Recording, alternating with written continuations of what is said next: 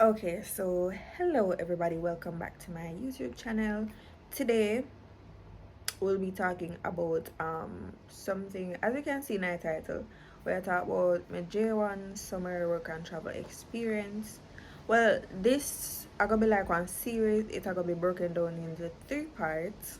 My first part is going to be giving a breakdown of my experience, my cost breakdown. Experience mean like how me have to go around, go to work and travel fairs at my school, find the best company with suited for me. That's what I mean by experience. Cost breakdown, other companies where me might recommend, seeing as how mother got a job fair, mother see other companies but me only choose one. And my embassy experience, which I completed this week Monday, because today is Friday, March 3, and I had my embassy appointment on February 28th. So I'll tell you how all of that went in this video. Okay, my part 2, I'll go through the starting of my program, which will be in May. I'll go through traveling, I'll go through housing, because the housing I have for the place I'm staying is like a dorm where you stay with other people, so I'm going to tell them about that. I'm going to like go through my roommates, and job training, because for every job you have like about 2 weeks of training, so I'm going to tell you how that go. And the part 3 will be a review of everything when I come back home, so that video won't be until like September, because that's when I'll get back home. So yes, stay tuned and let's go through part 1.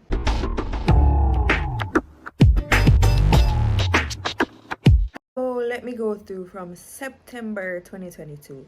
In September, I think it was September 20, my school, because as you know I go to NCU, had a work and travel fair where we gathered in the like auditorium, and whole heap of work and travel companies come.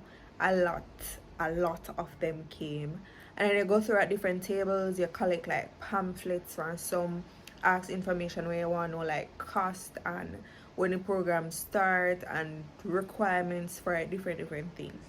So the tables I ended up going to was ASEP, what I want to name, one S1, I gotta try remember. But I went to first class, steep, and there's this last one, Sora. Yes, I went to Sora. And the other one was called 876 CSI, that's Career Source International, something like that. But I didn't really pay that much money. That one was based like in New York. You have few other places, but I didn't really pay that much. ASAP, I didn't really either. The first table I went to that drew my attention was first class. When I went there, like pamphlet, they want to hand out pamphlet, that little information, then I have none left. None. People come, creep up with like pamphlet, them and gone. That's to show you. I think they're more popular. Or either that or then they just never walk with enough pamphlet. But yeah, all of the pamphlets are gone. So they took our emails and told us, say, then we send little information to it. So the focus of their program was like lifeguarding. Me can't swim to save my life, so I'm never too excited about that. But they also had other jobs. Their program fee is, I think it started at 700 or 730. Okay, so I just went to verify the information, and the program fee started at 700 US dollars. I had it written down like right here, as you can see. Yeah, the lifeguarding job position started at 700 US dollars for the program fee. The registration was 3,500 Jamaican dollars. And for other jobs, because they also had other jobs, it's just that they were more limited. The other jobs were 1,300 USD. I was like, them they're not too bad. Because the other place I go tell me 1,700, 1,600. Oh, I just remember the other company I went to. I went to Polaris as well. Yeah. But these are the ones I was like really keen on, because my brother my brother went up on the program before, and he said he was signing up with them once, and some long other something. Yes, so I got their email and everything. Fine.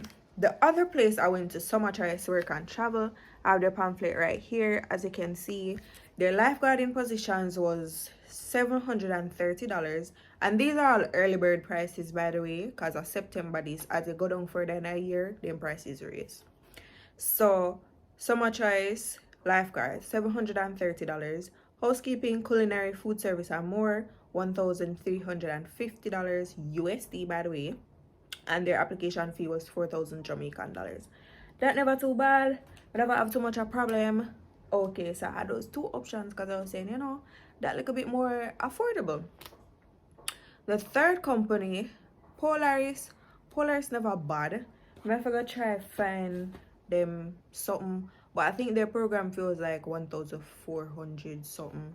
But you have to pay a visa fee separate, and then you have to pay some fees. Me I go like add the information when me I edit because I don't have all of that ready right now. But yeah, and then cool. Steep, never really paid them much money either. Did I? How did I end up finding out about Steep? Oh, I lied. Steep was actually not at my job fair. I actually found out about them from somebody else. But we'll get there later. Anyways, I went home with those places in mind. I started signing up with first class. Now let me tell you something. I'm a procrastinator. I procrastinate a lot. So I went to the job fair on September 20, but me never actually try sign up for anywhere until October. So when I went and I signed up for first class, people, them run out of position, Them run out of the other position. Because as me said, me not do lifeguarding because I can't swim. They run out of that because people can creep them up quick. But they only had like limited positions. So I'm saying, alright, me I go try here so that's a summer choice because them are the next affordable place. I go to them, mind you, we're in October now. I go to them, may I sign up on everything. May I feel try get my status letter from my school, everything. By the time my status letter fi send by the Monday, from the Sunday them tell me say them run out of position too. So I say, alright, I don't know what I'm for do now. Because I told you I had options, but they were more expensive. I have to stay within a little budget, So I was like, I had Polaris. I did consider Polaris, but I know the Polaris did kind of out of me, like, budgetary range. So I was like, I had Sora. Sora did 1,670. I don't have their money there. You understand? So I was like, alright, what am I going to do now? So I called my godmother and I asked her what my god sister was doing, and she told me Steep. And also my friend that was trying to sign up as well, she did mention Steep to me. So I was like, alright, two people tell about Steep, I go see what I'm going with Steep. So fine. When I went on Steep's website, I really love that. Like, everything was outlined on the website, very detailed. A lot of different programs, them explain things clearly to you. So I was like, okay, fine. I go up on Steep website. The registration was 2,500. Their program fee was 1,400, but you had to pay a commitment fee of 470 US dollars. And the program fee of 1,400 had your visa fee in it, which is 200 US dollars, right? So in all, how much you pay this is $1,870. When you put all of that together, it's expensive.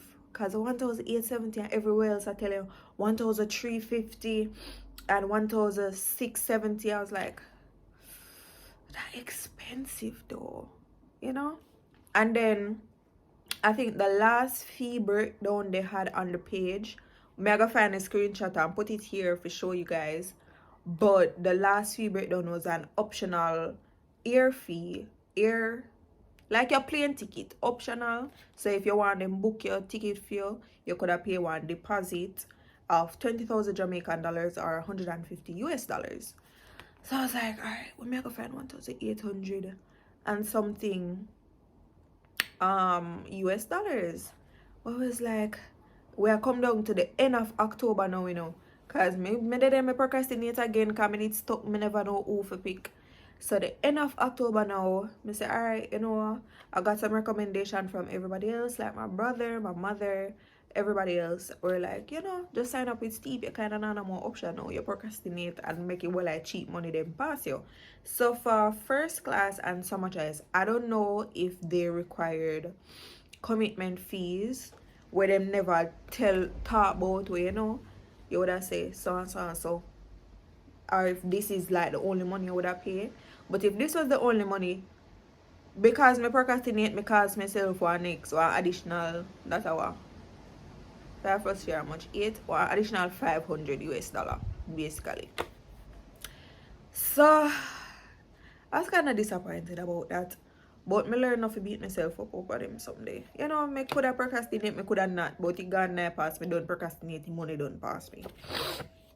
So fine. I started signing up with Steep and I started going through their jobs. Steeps, let me tell you. Because this is the company I use, this is the only company I can speak on. But Steep's process is so detailed. You email them, you get a quick reply. Like me, I tell them I email Steve within a couple hours, me I get reply. If not couple hours, a day. Sometimes two. But they were really quick. Everything you want to know, them answer quick, right? So I said, okay. I went on their site, pay my registration fee, sign up, everything. So with Steep now, I had to go on and pay my commitment fee. The commitment fee is non-refundable. So once you pay that, if you're not about to go through the process, if you fail your visa, if you're not get that back, just know that money they're done for. So I'm say, alright, and you had to pay the commitment fee before you could get access to the job bank.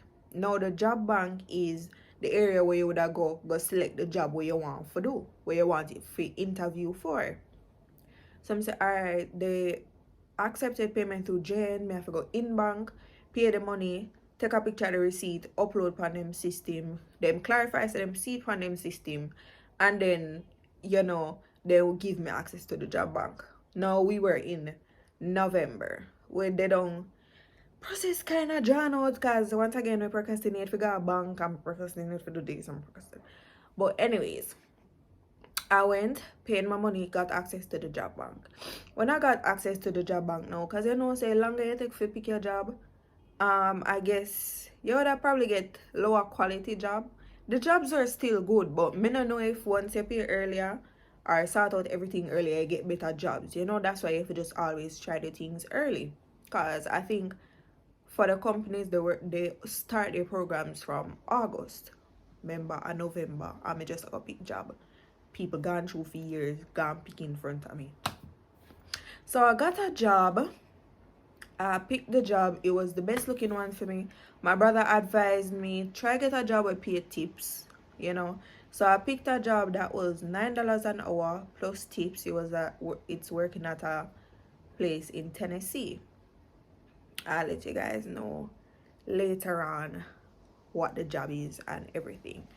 But it's working at a place in Tennessee, a little water park, you know. So I said, okay, fine. I went, and a couple days later, so like I think I picked the job like November 28th. Now you have to interview for the job. Let me back pedal. So it's steep. You know that you have sponsors, and the sponsors for your work and travel program is Intrax. So Steep requires you to sign up. So one bag of farm, you have one bag of farm to sign up, but they keep you up to date. And like if you forget them, you resend emails to your fee. Make your member say you have them for do them in a one timely manner. So I did that, and Steep required you to do like an introductory video of yourself. Basically, if you send to Intrax, they have a couple questions, probably input some examples of the questions, and then you have to record yourself sending the video. Now to the interview for the job. I picked my job November 28th. I saw an email like a day or two afterwards telling me say, may I go have one job fair for attend. So I was like, what is this? You know, because everything so far was being done online. But my sister me have to go this physically in a town at the Jamaica Conference Center, 8 o'clock a morning. So I was like, okay, fine. You say you have to dress semi-formal, and for the job you pick, you would do the interview the same day. So they basically say, oh, like we already gathered the whole of them here, might as well we just make them do them interview for the same day. Alright, fine. I went to the job fair. You had different persons representing different companies coming, giving us our little presentation, giving us a breakdown of their programs and the jobs that you might pick and how much money you're gonna need. And first of all, money, this is expensive. As I said, I don't know if it's because of the company I chose to use, but so far for me, this process has been very expensive. Like the process almost equal what me I pay in a school fee. And for my school fee, I'm paying $500,000 per year. Let's just, I mean, sometimes we pay over, little over $500,000 depending on how much credits me I do. But on average, my school fee is $500,000 per year. Because me go a private institution, yes, what $500,000. This program almost reached $500,000. And as a student, you go work. Where you go find $500,000 either way? I digress. Anyways, went to the place. All the Americans came and presented. Then we had our interview. I was successful with my interview. Them is just like, I never nothing much. Them just ask couple questions. Them just ask when you would be able to start the program. I said early May because my school is finishing April 25th and you have to work 4 months. That's one thing they stressed. You have to work for 4 months, right? So I said, okay, fine, no problem. So my school starts back, our universities overall start back, the last Monday in August. But me has work 4 months, so I now come back till September. So I start early in May, so I can come back early in September because me I go miss out too much school. So I was like, alright, fine. I said I could start the 8th of May, and I said I could go back home like the 7th of September. That's not bad. She said, okay, fine. I was successful with the job. They interviewed us in groups of 3. Maybe they interviewed others in 4, maybe in 2, maybe 1, but for my company, they interviewed us in groups of 3. Sure, we get through, fine. After that, we just go home. After that, I had to finish paying my program fee. That's like $700 now. So December, I could pay $700 December and $700 January, or I could pay all of the $1,400 one time. So I did pay because one thing with the banks, or let me say Jane, is when you're paying in bank, the daily allowance of how much you can deposit is $500. So I may have to go back to the bank several times because I never know about this. So the first time I paid $500, the next time I paid another $500, and then the third day I went back and paid the last remaining $400. Alright, fine. Finish paying my program fee now. December pass, January comes. So before I jump there, in December, they emailed us, they gave us, or not even that. Once we saw the jobs, like once we accessed the job banks, there was this document explaining the job details to us, telling us our pay, telling us where we would stay, like they gave us the address, telling us that dormitory style, the company provides housing, and we would be in a room with 4 other people. Just like a lot of information. Again, probably just put it yes, so I can't go through all of that. But yeah, they tell us like the uniform allowances. One time I saw something about piercing allowance, but I have to go back through some of the document because I try to find it back there and I can't find it. Because as you can see, I have a good amount of piercings, and I think on one of the documents they were only saying you can only wear 1 earring in each ear. So it's like, okay, fine. Anyways, me should start at me now. Fast forward to January. Let me make sure I'm gone through everything so far. Okay. Fast forward to January. They send me consistent emails. Me don't pay my money. Was there anything else? I don't think there's anything else I had to do. I just remember so me have to send in my transcript. And my medical. Because they require you to do a medical before you travel. Me I go send it in when I finish. But anyways. I went. I don't know me I say wait. January. What else me do January? Oh, January I had to go to the office of the work and travel agency because they told us that our DS form service and everything reach. Now let me show you what those things are, because you know you have to get a little breakdown. So this is the health insurance. It gives you a breakdown of the things I guess the program pays for. Da da da da da. You have this. You have our this. I know, I think this is an appointment thing. A lot of things did reach. I don't remember our service there. Oh, it look like them take it. Oh no. See it here. So this is the payment confirmation for the service. Let me see if my information depend on this before me show no.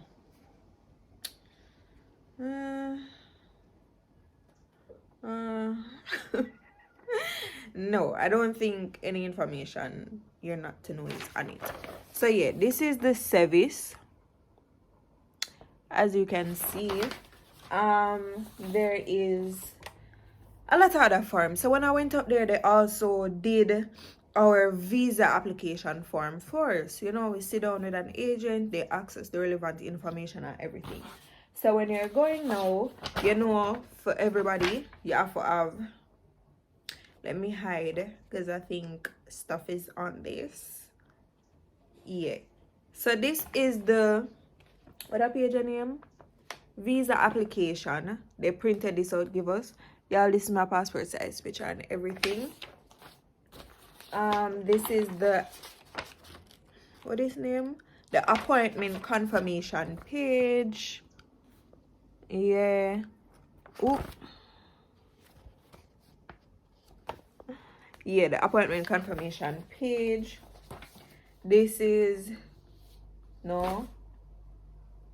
Yeah, are them tear up sitting them, so I don't know.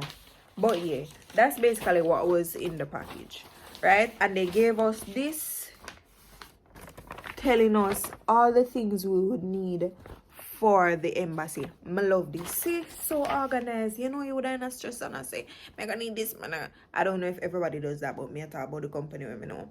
So you know they gave us, and then sign up with Visa, pick my date. So I went to the company on January 20, and I picked my application date, my embassy date for February 27. Reason being, I had to request my transcript from my school, and my school says up to 15 business days. And y'all, I have this lecturer that I was waiting on my grades on. So my grades were to be on the system from January 5 up till January 20, where I asked for the grade from this man. Be excused, I get. So I said, okay, if I give him a month, my must can get my grade and everything. You know, because me I say, people that go want to see my grade and thing. Because the next thing, you cannot do one semester of university and not do the other. So I could register for fall and don't do spring. Like, that's illegal. Some shit. So they need the transcript to ensure that you have the GPA, because the GPA also has to be 2.0 and above. And you have to be enrolled in spring semester. So I guess that's why they need a transcript, right? Official transcript. So I was like, fine. February 27 should be fine, because me also I think about when's the best date before when I have to leave, and can I get a decent space of time to book my ticket so that my ticket isn't too expensive. So I say, alright, February 27 is fine. People, February 1st, me request my transcript, because me I say 15 business day. The man still not put on the grade. we asked about the grade, he must say, request your transcript, man, request your transcript. By then the grade will go on. Me get my transcript process the same day and send off. First, me ever see them move so quick. So my transcript was sent off from February 1st without the grade. So me did that fret now, you know, come here and say, boy, I paid $3,000 for my transcript. But it turns out that wasn't much of an issue with the missing grade because my GPA was 3.0 and above. So it's like, I don't have to worry about that. So I got my transcript now. I sent it to the work and travel agency because they don't directly send transcript to individuals. So you have to send it to one other address. So I sent it to the work and travel, collected it, went to my visa appointment the Monday. So some other required documents that they told us to carry was our passport, obviously, passport size photo, one that is unstamped and was taken within the last 6 months, my school ID, and my official school transcript. So people, my embassy appointment was 7:15 Monday morning. Let me give you a warning. One, make sure you're on time, because Kingston traffic is dreadful. I didn't have to go through that because I was staying in Kingston, and you know, my grandmother carried me. She was aware of the struggles of the traffic, so we'll go up there from early. I reach upper embassy from about 6:30 in the morning. 7:15 appointment I have. When I go out there, a lot of people are already out there. I don't know what time embassy appointments usually start, but when I went out there 6:30, enough people did already out there, and people did come from inside, if I can remember correctly. People, when we drive go up the road, because you have areas that you can park and you have the embassy parking. The man them off a park you, run right out in the middle road, I try to stop you, I try to get you for ground there, so you have to pay them a little money, them hustling, you know. So them say, no, don't go for embassy parking and thing. You know, them just clean, man. So I said, fine. I go at the embassy now. My grandmother not pay them the mile because she did have work for going at the morning too. And she dropped me off. She went around and she dropped me off to the side that the embassy was on. She had told me, say, there are certain precautions. You can't go in with your phone. No electronic devices, Bluetooth device. Certain devices you just, and things, a lot of things, no lotion, no lipstick, no bag, none of that you can go in with it. My mother was telling me that it was on the farm. Me check if that the on the farm for you. Because I know say me an idiot, you know. Exactly. I read through the farm and it's not on the farm. So it's like, my mother did tell me, so there's a list of things that you can and cannot bring. That you cannot bring into the embassy, basically. But me, I say, I read through everything when me not get nothing like that, right?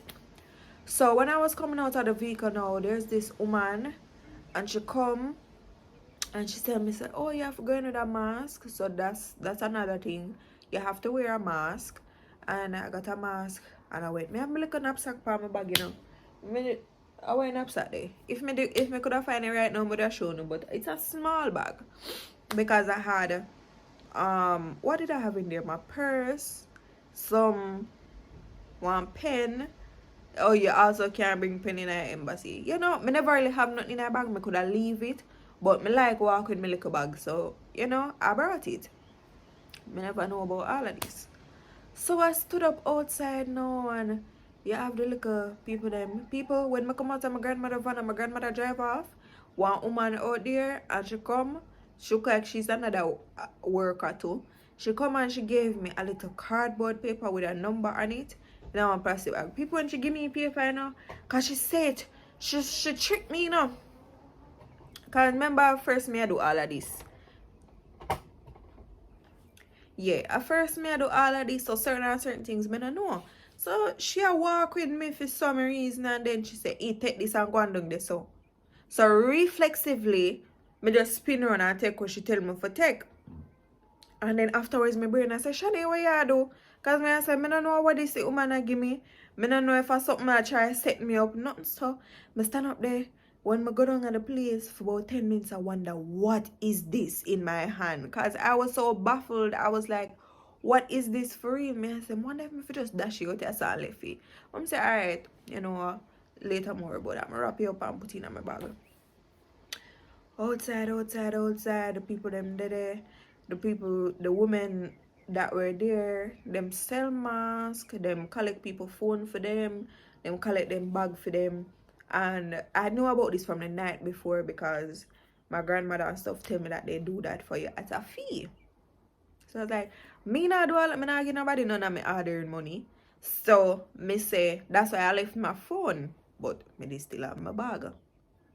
Part of the story I never remember. People when me come out of embassy and everything now, the lady said she had charged me $1,500 she tell me, Trick she try to trick me because she think she must see money mark for me, So you know what I said? Mr. Torres said, no, only $500 I have for me. And I was lying because in my purse, me did only have like $600 for me. Because, I drive come, me did have money, but that was in my account. So me tell her, I say, just that, because me not make you scam me. So anyways, me go know, them call me time. Them never call me time till about 8 o'clock. Them say 7:15, but the amount of people there, them a call 7:15 till about 8 o'clock. So me say, alright, fine. And I went and I lined up with everybody else. Me never there at the back of the line. Me they like middle of the line. Cause me never run got people, they will show me down. Cause everybody want to make sure they reach the line. But in my brain, me I say, all the way I get through anyway. So I never really think much of it. But I went and I was in the line. So when I was in the line, the lady that gave me the paper came over and she took back the paper from me. And she said, I have no pen in the bag. And I said, yeah. She said, oh, give me it because you can't no pen. So I give her. And then she made mention and said, she not think them are going to allow me in with the bag. So she take a pen from me, but she never take a bag. So I was kind of confused. So I was like, all right, fine. When I went up to the top, the police did, before we start move up, the police gave us like a breakdown of things we cannot carry. Me did hardly hear him. Because him there up at top, I talk to the people them, and we there on the back. Me not hear nothing. So when I was walking in now, him say him not allow me in the bag. So I say, okay, fine. The lady them over the next side of the road that call me and tell me, say, hurry up, come, drop off the bag. I drop off my bag and I go in. When I went in, them scan you at the front. People who got embassy already would have know this. If not, then so. Them scanner at the front. If you have not way enough in with them, send you back out. I don't know if you'd be allowed to go back in, but them say them send you out. So them scanner, you have to take off belt, glasses, everything, send it through the scanner. You go through a body scanner, then you are able to go through. You go through, you walk down one part, then you see the actual embassy place where them do the interviews. There's a line at the door, them stamp you, them put a little ticket on your visa for saying your name, the type of visa you're coming for, I got a document because I'm going to work, because I'm going on a J1 visa. They gave me this brochure. It's like a workers' rights pamphlet. And I say, oh, read the pamphlet. I went inside. When I went inside, they have different sections for different visas. You have one part on the bottom for filing. You have one part for... I don't know why. I never really take notice that early morning, I did tired and I did just so and go lie down back. Because I was up since 5. I don't wake that early. Anyways, I went inside. There was a line. Couple other J1 students were in there. Farm worker, everybody. I went up to the front now. My time for me interview, I go. The lady never really asked me much question. The lady asked me 5 to 6 questions. So the first question she asked me was if this was my first time on the program. She asked me how many classes I'm doing in school currently. I told her. She asked me if I have my transcript. She asked me if I have my transcript. I said yes. So this is my transcript. So I showed this to her. It about like all of my grades, and yeah, it has on everything. So she checked that. She asked me if I have any immediate family members up there, mother, father, brother, sister. I said no. What else she asked me? She asked me where I'm going. I told her the state. She asked me what job am I going to do. I told her, and that was it. That's literally all she asked me. Then she said, okay, fine, your visa is approved, da da da da da. They gave me this white paper. Basically, I tell you, say your visa approved and where it's supposed to be collected. And this is the one. Oh, yeah. On one of the forms, they gave it the address and where your visa is to be collected.